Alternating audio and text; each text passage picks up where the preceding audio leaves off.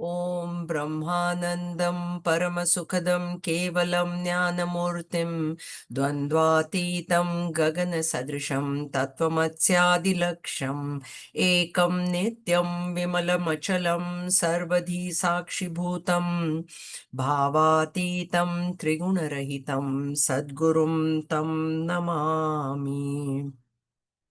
Om Sahana Vavatu Sahanau Bhunaktu Sahaviryam Karavavahai Tejasvinavadhitamastu ma vidvishavahai.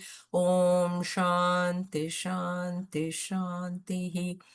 Harihi Om Shri Gurubhyo Namaha. Harihi Om. Om Samasta Kalyani Niratam Karunamayam Namami Chinmayam Devam Sadgurum Brahma Vidwaram Sadgurum Brahma Vidwaram. Hello, everybody. So we have started chapter 10, and in verses 4 and 5, we saw a whole bunch of virtues that Bhagwan has enumerated. And at the end of verse 5, he says, Matta eva prathak vidahat. All these have come from me, indicating to us that if they have come from him and if we practice those virtues, then chances are we are going to go back to him. That is what the idea is there. And he says that next in 6, we saw the 7 great rishis and the 4 manus. They also originated from me. We have seen this idea before. Everything has come from him. Externally, objectively, yes, the 7 rishis and the 4 manus, and there is 1 manu in each yuga, so that's why 4 manus. But subjectively, the 7 sense organs, our 5 sense organs and mind and intellect, and the 4 mind, intellect, buddhi. So, sorry, the 7 is the 2 eyes, 2 ears, 2 nostrils, and then 1 mouth. So that is the 7, that's senses, and then 4 manus is mind, intellect, memory, and ego. All those have also come from me. So if they have come from him, then they can become the gateways for us to reach them. And then etam vibhutim yogam cha. This is a very important verse, 7. This way means you understand that everything has come from me. So yogam, unmanifest, and vibhuti, manifest. So when you understand both these things together in tattvataha, I told you tat meaning that, tvam meaning you, but in the context of this verse, tat is yoga sthiti and tvam is vibhuti sthiti. When both these are understood correctly, then this person attains to avikampena yogena yujate na atra samshaya. There is no doubt that such a person who understands both vibhuti and yoga sthiti correctly will reach that avikampa yoga. So I told you that if you go through karma yoga, what is the meaning of understanding yoga? Yoga is the substratum. Vibhuti is the world, okay? Or Vibhuti is body, mind, intellect. In our rope and snake example, rope is yoga and Vibhuti is snake. Now, to understand both these things in essence means to understand that the snake is being superimposed, number 1, first, and next to understand that the snake is nothing but the rope, that it is not different. That is what is to be understood. So, Anvay Vyatirek, I told you, one method is you negate the world. To begin with, we have to do Vyatirek. We have to negate the world. We cannot indulge in the world saying, oh, God said, Bhagwan said here now that the world has come from me. So, why don't I just go into the world and look for him?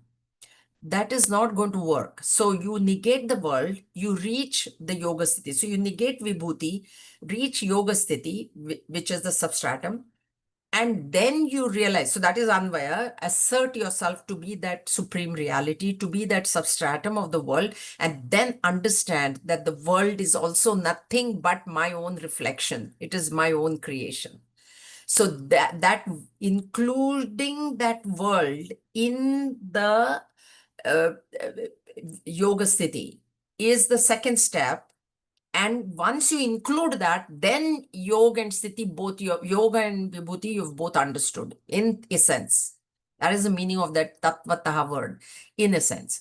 This can also be done through karma yoga, where karma yoga, you're trying to go above likes and dislikes. So anything that comes to us falls under these two categories. I either like it or I don't like it. If you go beyond that, that is yoga sthiti. Like and dislike is vibhuti.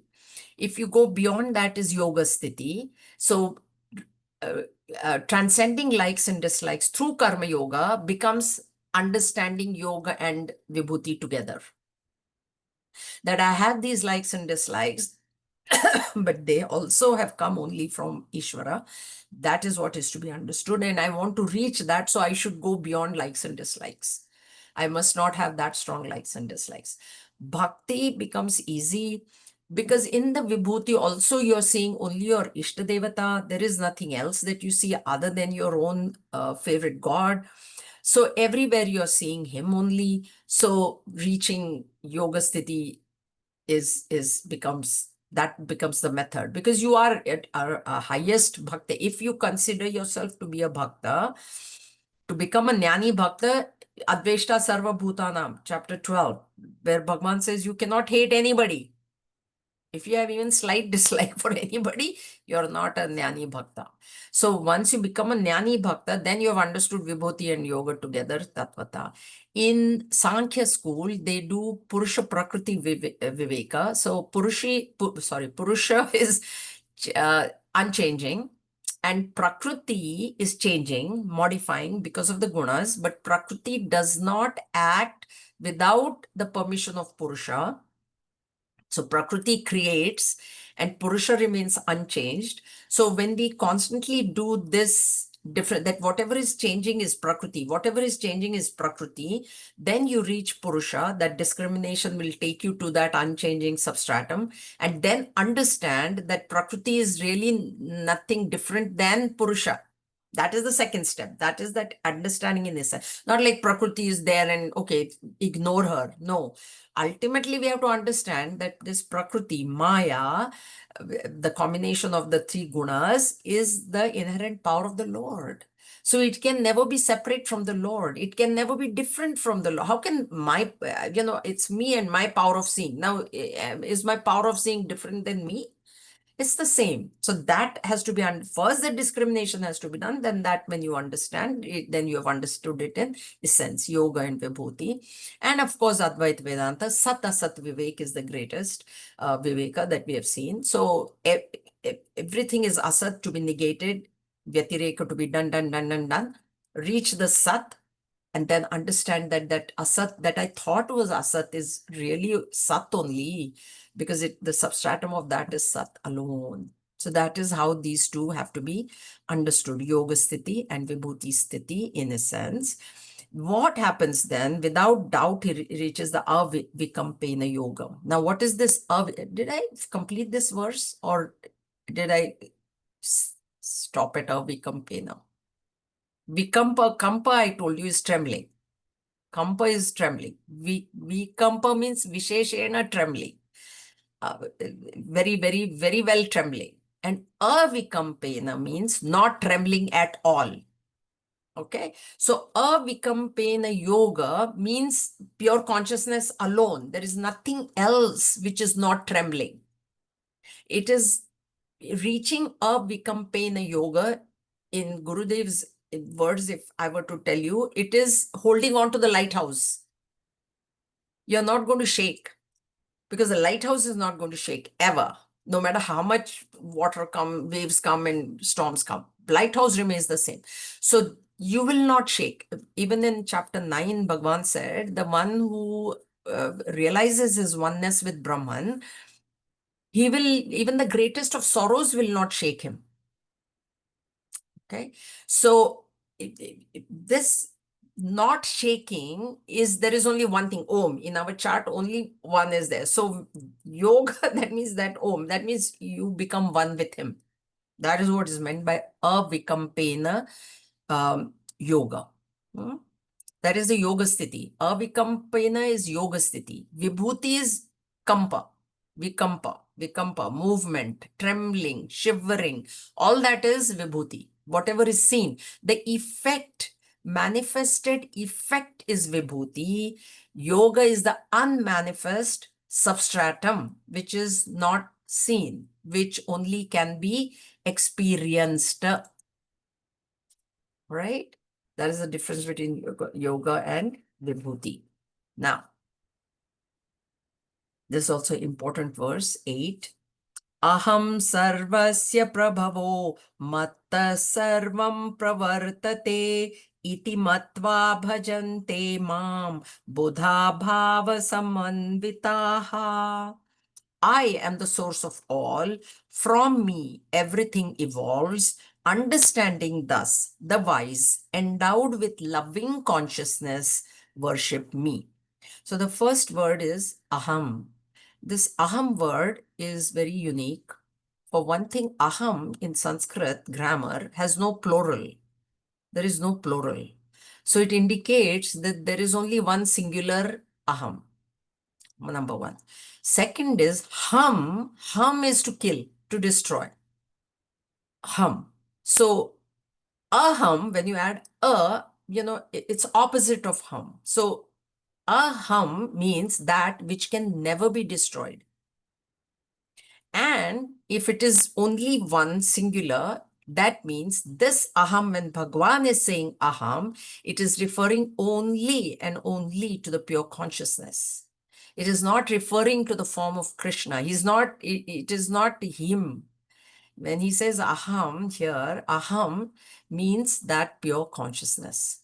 So from that pure consciousness, sarvasya prabhava has evolved everything. When we talk of evolution, when we talk of creation, when we talk of the world, something has come from that pure consciousness, immediately the understanding should be that from Brahman alone, pure consciousness, who is the non-doer, nothing comes. So, which means if something has come out, he has used Maya as his upadhi, and now he's in the position of Ishvara. There's pure consciousness, there is Ishvara. And from Ishvara, because Ishvara has the upadhi of Maya, the conditioning of Maya, and Maya is nothing but Prakriti. Prakriti is nothing but Sattva, Rajas, Tamas. And so Sattva, Rajas, Tamas, the gunas can modify, because of which Prakriti can modify, because of which everything can come out. Vibhuti has come. This whole world, this whole entire universe, body, mind, intellect, everything has come from there. So aham sarvasya prabhavo must be understood. Aham is that pure consciousness, but when sarvasya, everything has come from aham is said, aham by itself is pure consciousness. But when we add sarvasya prabhavo to it, aham becomes Ishvara. At that point, it becomes Ishvara. Okay? Because aham by itself is a non-doer, non-creator. Nothing can come out of that pure consciousness, Om. So it is in the position of Ishvara now. Ishvara is pure consciousness plus Maya. Maya is Prakriti, and Prakriti is a combination of Sattva, Rajas, and Tamas. These gunas can modify, and therefore creation can happen. So Prakriti brings Vikruti, and Vikruti brings Sanskruti, and Sanskruti brings Kriti, action. Action comes only from Prakriti. Action cannot come from pure consciousness. And when he says, Aham Sarvasya Prabhavo, everything has come up, I mean, there's some action has happened. So if action has to happen, gunas have to be there. There cannot be action without gunas. So if gunas have to be there, means Prakriti is there. And if Prakriti is there acting, then aham comes to the position of Ishvara, one notch down. All right. Now, sarvasa, everything So everything in this creation has come from him. That means in any creation, there are two things. There are three, but two things minimum: the efficient cause and the material cause. So if we were to give you an example, common example in the scriptures is pot and pot maker.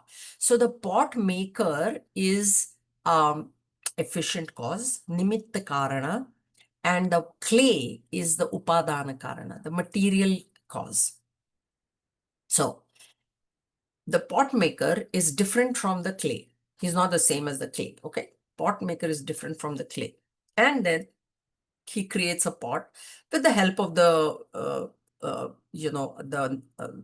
instrumental causes there, the wheel, whatever he creates. So that is how we know creation in the world. Now, when Bhagwan is saying sarvasya, means the nimitte karan is me only, but material cause also is me, because he's saying sarvasya. Everything is me. That means the indication is that I am the nimit, I am the efficient cause as well as the material cause of this creation. That is the indication there. When he says sarvasya prabhu, where does the material come from? If I say material has come from somewhere else, then sarvasya gets negated. All gets negated. We cannot negate anything that the scriptures are. This is also a scripture for us. So nothing can be, no word can be negated. If it is negated, then our understanding is incorrect. So sarvasya to be understood is to be understood as he is the efficient as well as the material cause of this world. Now, in the example of pot and pot maker, the pot is definitely different from the pot maker, and the pot maker is not becoming the pot. The clay is totally different. So how do we understand this efficient cause and material cause? The better example is gold and the ornament. So there is gold, and then there are many ornaments, necklace, chain, whatever. That gold is the material cause. Gold also, if you touch the vibhuti, and what is the vibhuti here? Gold is yoga sthiti and ornament is vibhuti sthiti. So when you're touching the um, ornament, you're actually touching gold. You're actually touching gold. So both ornament and gold, they are not separate from each other, like the pot maker is separate from the pot. Clay. Pot maker is separate from the clay. But in gold and ornament is one and the same. No matter which ornament I touch, I am touching gold alone. That way, no matter what I touch in this world, I am touching substratum only, yoga sthiti only. Because sarvasya prabhava, everything that I see in this world, that I experience in the world, that I think in this world, including my body, mind, everything has come from him. Just like ornament I touch gold. Okay? Aham sarvasya prabho. Matta sarva pravartate. From me, everything evolves. Means he is the only one and only one source of this entire universe, entire creation. If this is understood, understanding that. Now, here, understanding, see, what is understanding here? Okay, there is some, creator over there, and okay, it is not to be understood like that. When he says understanding, that's what is to be understood is this aham is me alone. That is to be understood. That that is being talked about here, aham, that can never be destroyed. That is me. I am the substratum, the creator of this world. That is to be understood. That is, when I understand that, okay, if I were to give you a simple example, when we are in deep sleep, we are very unaware of the entire world or entire thoughts, whatever. It's only when I come awake that this world starts existing for me. It was existing when I was asleep, but was it existing for me? It's not. So when the aham comes into play, only then this mama comes into play. Mama is what? I wake up, oh, it's my house, my room, my bed. I have this thing to do. I have that thing to do. So everything is dependent on aham. This aham here, which is being talked about, aham, which cannot be destroyed, is aham without any mama. Mamata. Mamata is not there. That is that aham. Our aham right now is I plus mine, me and mine. What is to be understood is that I am that aham without any mama, no mamata. Nothing is mine. Everything has come from me. It is not mine. It is me alone. That is the understanding.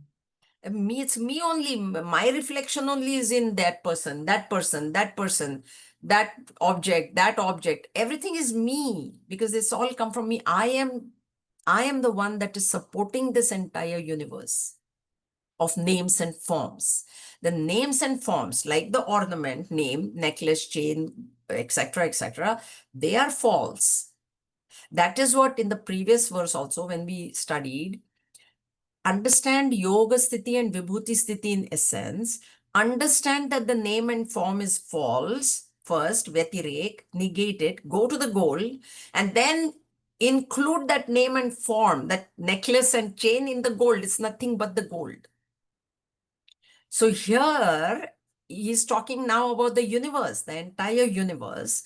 Everything has come from me. And this is what, when it's understood, means they are, he says, the wise. Iti matva bhajante mam buddha. This buddha word, buddha word is to know. Root is buddha, to know. There is, see, there is two types of knowledge that we have. One is the entire knowledge of this world. Okay, so knowledge of subjects, physics, chemistry, this, that, everything is a knowledge through thought, through the medium of thought. So even now we are studying the text Atma Bodha, right? Bodha and Jnana, there's a difference. The Jnana is knowledge. Bodha also is knowledge only. But what is the difference between the two words? Therefore, they say Sanskrit is very, very refined. You know, it's like we say knowledge. Okay, what is the difference? So in jnana, in knowledge, whatever knowledge is happening through the medium of thought. We just saw this morning that that thought is belonging to the mind. It doesn't belong to Atma. Okay, so so it's a thought. I know chemistry, I know this mouse, I know this book, I know this Bhagavad Gita, I know this verse, that verse. All knowledge of the world is through thought. Now, bodha is that knowledge which is happening without the medium of thought. Thought is not involved at all.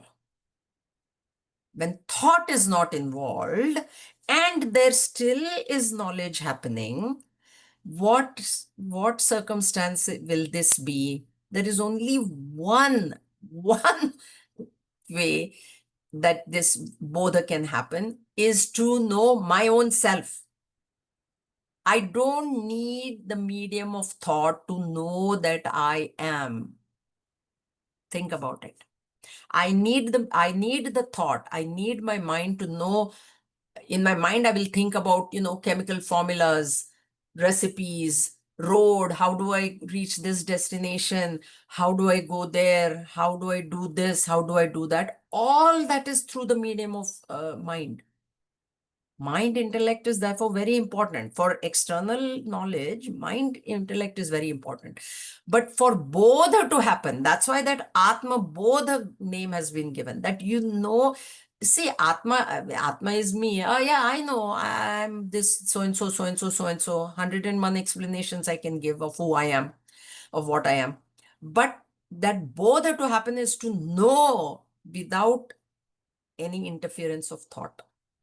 Without the interference of the mind. Mind intellect must not come into play. And the only thing without the mind and intellect that I know is my real self. Otherwise, even, I'm tall, that is through mind. I'm short, I'm happy, I'm sad. Everything is through the mind, through thought, except I am. That is not through thought. I is not through thought.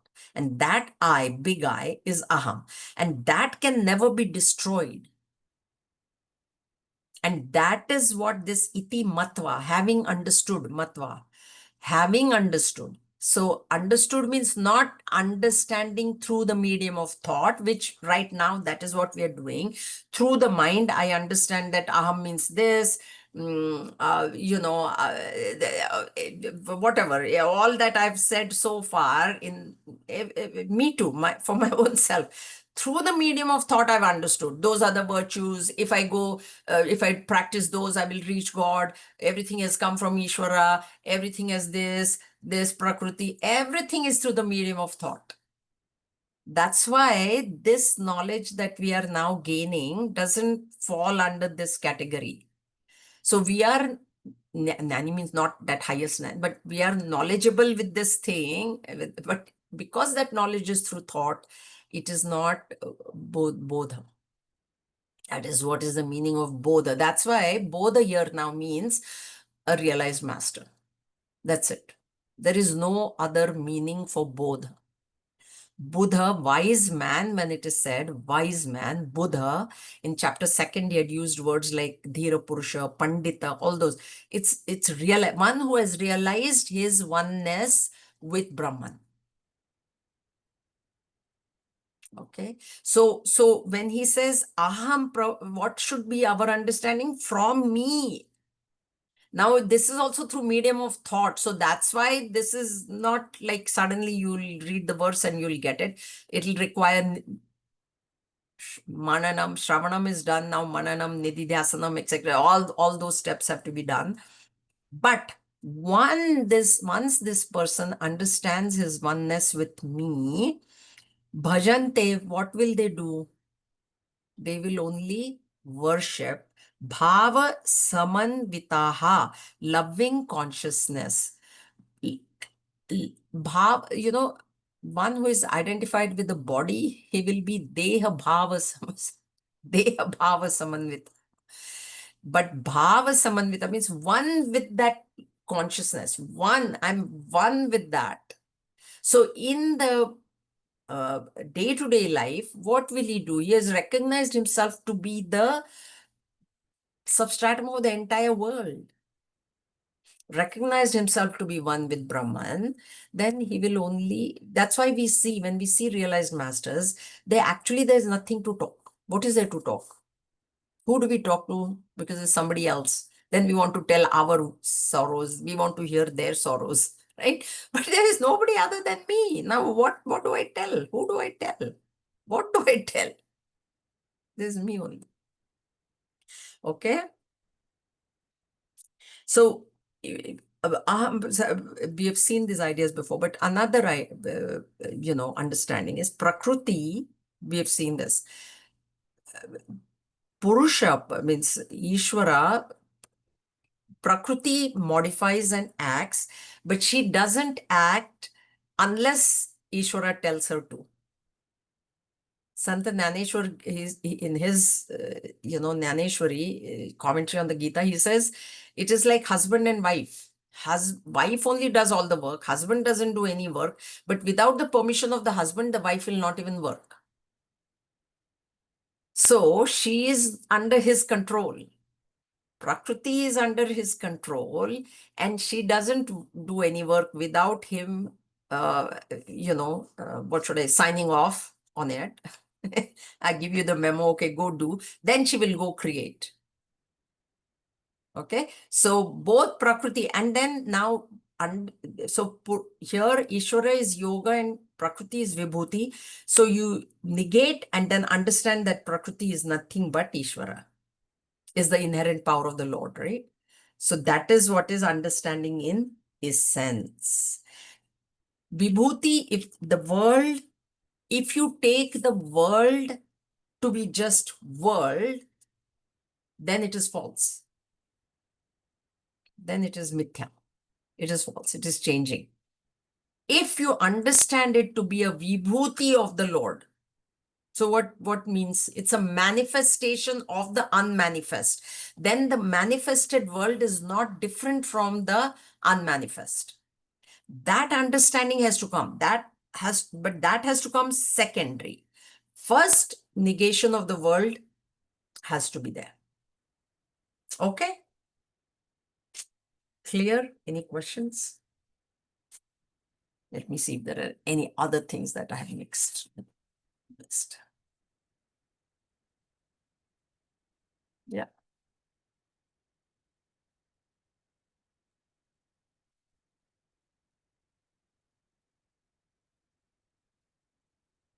I was so sick. While that I read all my notes. So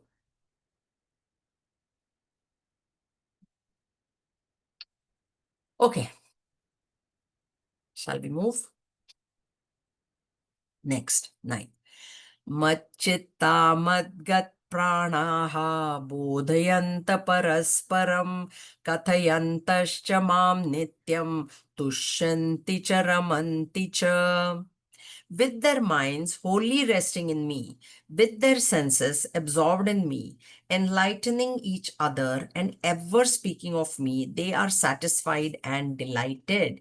So, with their minds, there is this Buddha that he had talked about in the previous verse. So, the Buddhas, those who have known, those who have recognized their oneness with the supreme reality, the body, I've told you, the body, just because they realize the body doesn't fall, the body has its own prarabdha to go through. So they are still living in this world. So when they are still in this world, then how do they behave? In Bhajagovindam also we heard a description of this. How does he lives like a child or a madman. That's what the Bhagwan Shankaracharya said. Because he's in his own world.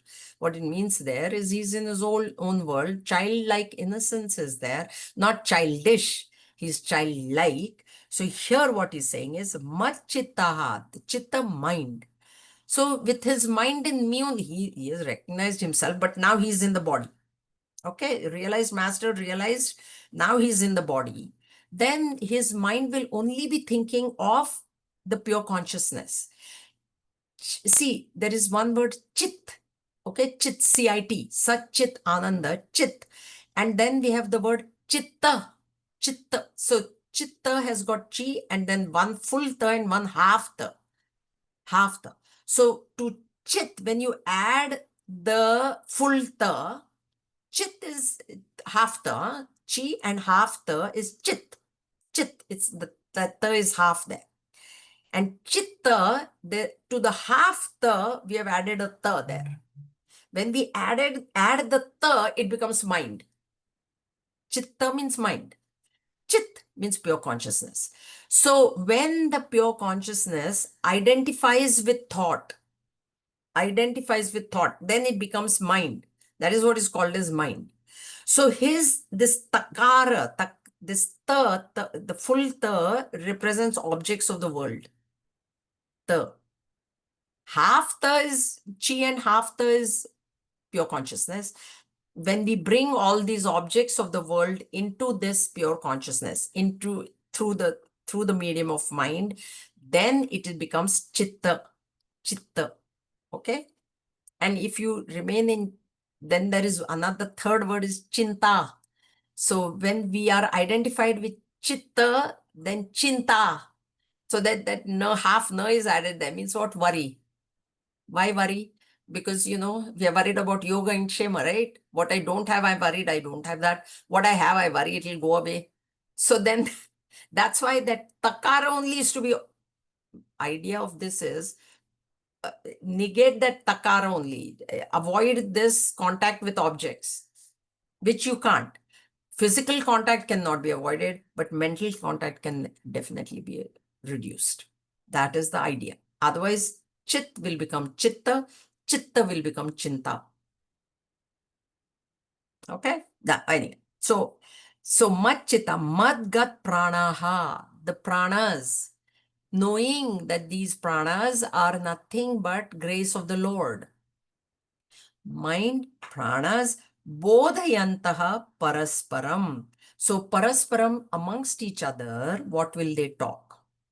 Actually, when two realized masters get together, they really don't talk about anything at all. What is there to talk? We only have things to talk. My own woes, my own sorrows. You want to hear how my day was? Let me tell you. Because I'm thinking that that other person is there and he cares and he listens. Nobody cares. Nobody listens. But anyway, I think like that. That is my misunderstanding. But when realized masters meet, or if they have to talk, then they will only talk about the pure consciousness. Okay. Bodhayanta parasparam kathayantascha mam nityam. So they are nitya. Nitya already. Speaking of kathayantascha is coming from katha. So what katha, what talk, what will they talk about? They will talk about me only. Actually, you know what? We also talk about me only all the time. Think about it. I did this, I did that, I. But for us, that I is the small I. This happened to me, that happened to me. But for them, it is the big I. Or they might exchange ideas. We have seen this even in chapter 2, where Bhagavan says, where the question is, how does he talk? Arjun asks, how does he talk? How does the realized master talk? This is related to that. There, Bhagavan says that if, first of all, on his own, he doesn't talk. Honestly, on his own, he's very happy within himself because he has reached that source of happiness. He's very happy. What is there to talk about? He's happy only. Now, but other people might approach him, then he will talk about, not about the world, but about the higher reality only. Or if the other person asks him some question, then he will reply that question. And he will go back into his own world. Like Bhajagovind says, they live in their own world. Okay. So here Nityam Tushyanti cha Tushti, contentment. That was one of the virtues that Bhagavan had listed. I told you he's very content. Why won't he be? If I'm happy with all my circumstances, contentment is a state of the mind. Contentment is, again, I tell you, same thing, is not what I have or I don't have. It is whatever that I have, I think it is way, way more than what I deserve. Then I'm very, very content. The reason contentment is not there, because I think whatever that I have is not enough for me. I deserve much more than I deserve a better car. I deserve a bigger home. I want, and this is what I should have got, but I don't. Now there is discontent. This person has reached the source of happiness. Realized master, they fall under a completely different category. It's very hard maybe for us to understand, but that's the way that contentment can be held. Total happiness is there. They don't feel that anything is lacking. Because in Om, truly there is nothing lacking. So where does discontent come from? When I think something is lacking. My job, my pay is not enough. My working hours are whatever, whatever. I don't have enough clothes. I don't have enough shoes. That is where discontent is coming from. If I feel there is nothing lacking in my life, why would I be discontent? Why would I be discontent, right?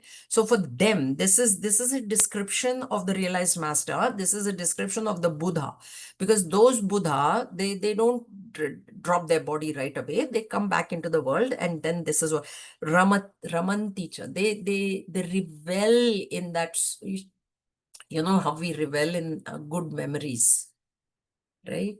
We feel happy, anything very natural. I just in the summer I visited my aunt. Like my aunt is now 90 years old, and my grandson was there, and he kind of entertained her. He did a really good job. So afterwards she was telling that's what I'm explaining, Ramanti. So what she said was, I think of how Kenzo did this and that, and I feel happy. That is Ramanti. That is Ramanti. Now, in her case, she's of course reveling in my grandson, in her great grandson, so she's reveling in the time when the day that she spent with me. She was very happy. But in their case, they're reveling in happiness only, that complete happiness. That is what this Ramanti is. That's what we do too, I think, oh, how nice it was when, so and so visited me, this or this thing happened, I visited there, this. So we also do that, Ramanti, but we are reveling in objects, in memories of objects, of the world, of people, which all fall under world. Or those were the good old days when I was so healthy and I could eat anything. Now I'm not healthy. I don't. That is what we do. But this is Buddha, description of Buddha. So when it says Ramanti, then in thoughts, happiness only in that thought. In every action, remembrance of the Lord. Pranas, when it says pranas, see, pranas control the physiological functions of our body, right? Pranas. So, and physiological functions means our actions are happening because of the pranas. Correct. Because we've given you the example, person having paralysis, that means our pranavayu is affected. That's why he cannot move his arm or whatever. So pranas represents action. So thoughts, first is Machchitta, means all his thoughts are of the Lord. Actions, whatever actions he does, he recognizes the presence of the Lord in those actions, because he recognizes that these pranas have come, because aham sarvasva prabhava. See that first three word, when everything has come. So pranas have come from him. And those pranas are what are allowing me to work, are allowing me to function in this world, to do things. So that remembrance comes. So that is a remembrance of the yoga sthiti. Vibhuti is the action. That remembrance of from where this pranas, the energy to work has come, is yoga sthiti. And that is how these two are mixed. So for us also, if we can do that, that's why how many times I think I'm repeating myself too many times, sometimes I feel. But that's what I'm saying, is every time take the name of the Lord, remember the Lord, because no matter what you think, what you do, everything has come from him. So any good action, suppose you did some good action, it has come from him. He said everything, right? So pranas representing actions. So whenever remembrance of the Lord in every single action, remembrance of the Lord at every moment, machchitta. So for thoughts, good ideas, we get good image. Oh, I thought of this great idea and that's what I did, right? Remember, thank you, Lord, you gave me that thought. Thank you, Lord, you gave me the energy to work. That's why I could work. That's why I could speak. That's why I could talk. So all this, both, and then amongst themselves, they either there is no talk or there is only talk. And katha, when they do katha, so when they talk only about me. Nityam. Mam Nityam. They constantly talk about me because I am the only, even in Tulsi Ramayana, Hari Ananta, Hari Katha Ananta. It said, because Hari is Ananta, endless, his stories also will become endless only. No matter who, if any person we talk about, there'll be some end somewhere. Maybe we can talk for days or weeks, but ultimately there'll be an end. But because there is an end to that person, there'll be an end to his katha also. But whereas Hari, if you talk of Hari, of the Lord, then there will be no end to it. So Nitya, constantly, and constantly he is this. He is the one that is, because of whom I can act and I think. Okay.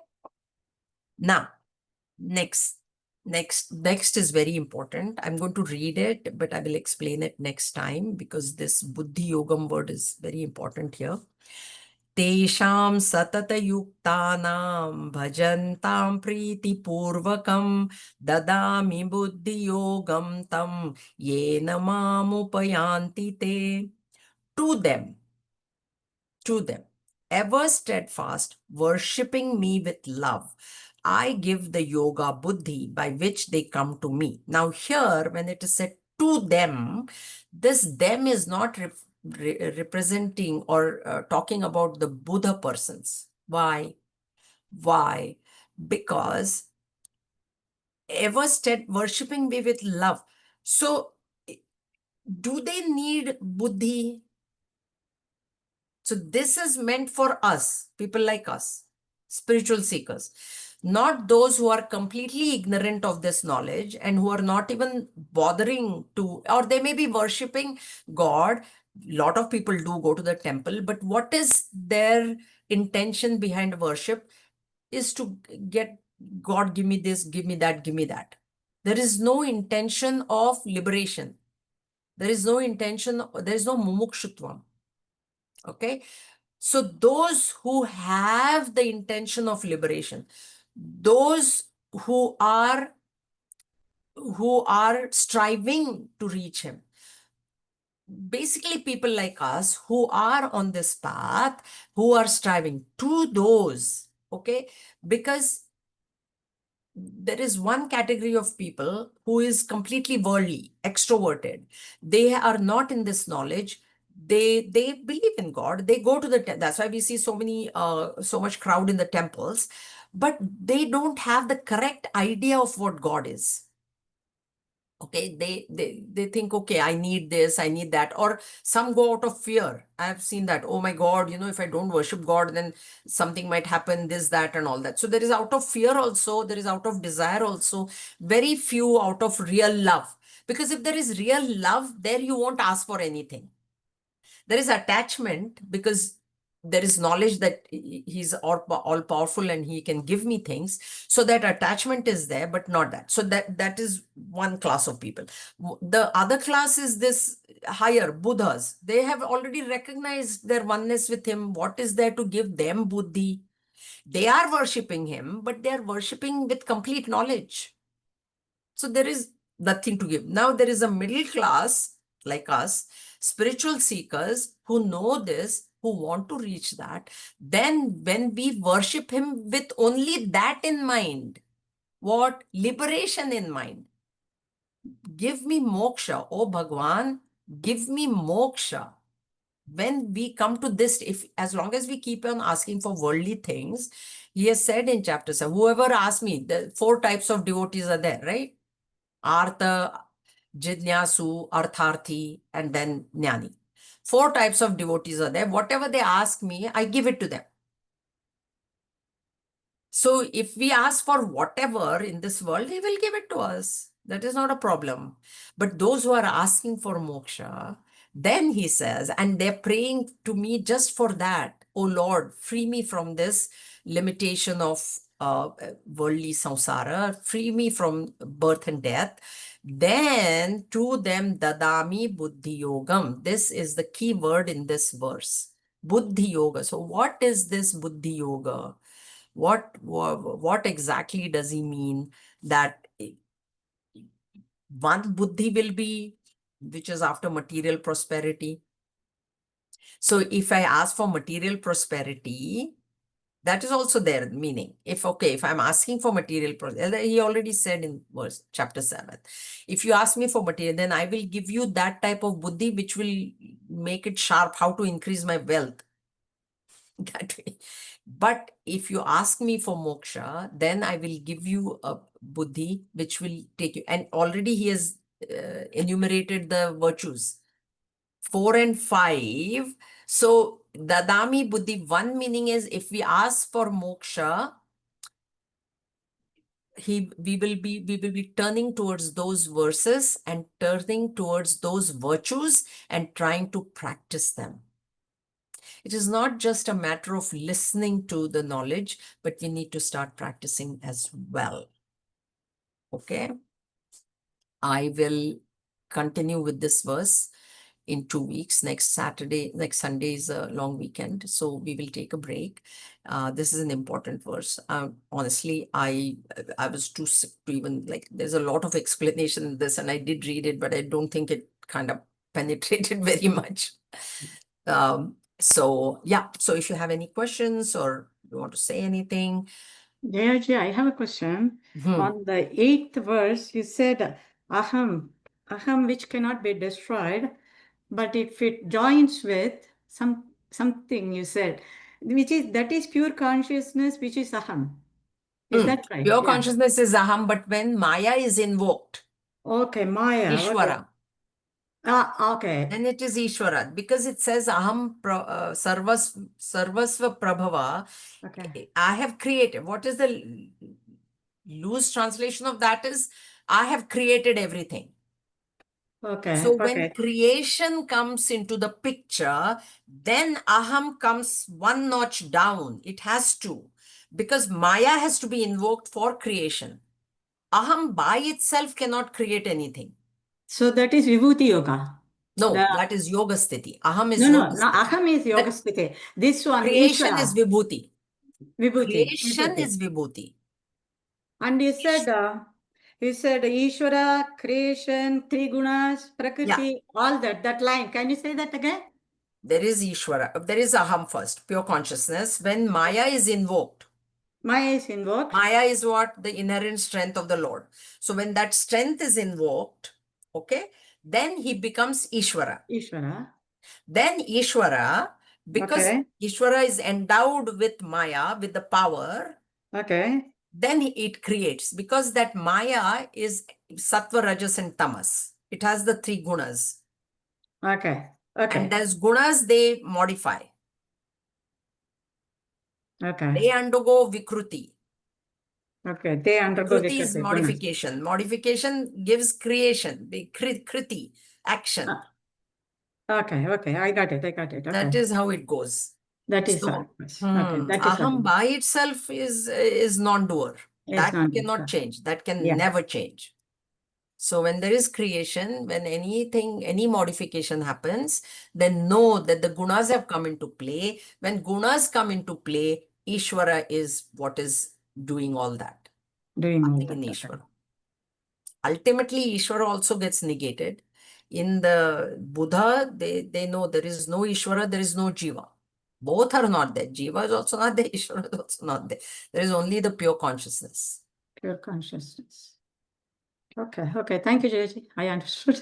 Welcome. No Yeah. problem. Okay, so Okay. next Sunday we'll take a break and then we'll meet on the 19th, right? Yeah, 12th is all right. Thank you all. ॐ स्वस्ति प्रजाभ्यः परिपालयन्तां न्यायेन मार्गेण महिं महिषाः गोब्राह्मणेभ्यः शुभमस्तु नित्यं लोकाः समस्ताः सुखिनो भवन्तु काले वर्षतु पर्जन्यः पृथिवी सस्यशालिनी देशोऽयं क्षोभरहितः ब्राह्मणाः सन्तु निर्भयाः ॐ सर्वेषां स्वस्ति भवतु सर्वेषां शान्तिर्भवतु सर्वेषां पूर्णं भवतु सर्वेषां मङ्गलं भवतु सर्वे भवन्तु सुखिनः सर्वे सन्तु निरामयाः सर्वे भद्राणि पश्यन्तु मा कश्चित् दुःखभाग् भवेत् ॐ असतो मा सद्गमय तमसो मा ज्योतिर्गमय मृत्योर्मा अमृतं गमय ॐ पूर्णमदः पूर्णमिदं पूर्णात् पूर्णमुदच्यते पूर्णस्य पूर्णमादाय पूर्णमेवावशिष्यते ॐ शान्ति शान्ति शान्तिः हरिः ॐ श्रीगुरुभ्यो नमः हरिः ॐ Okay, Hari Om everybody. Have a great Thanksgiving weekend. And tomorrow there is class, Monday. I will be taking class tomorrow. So I will see you tomorrow, some of you. Okay. Hari Om.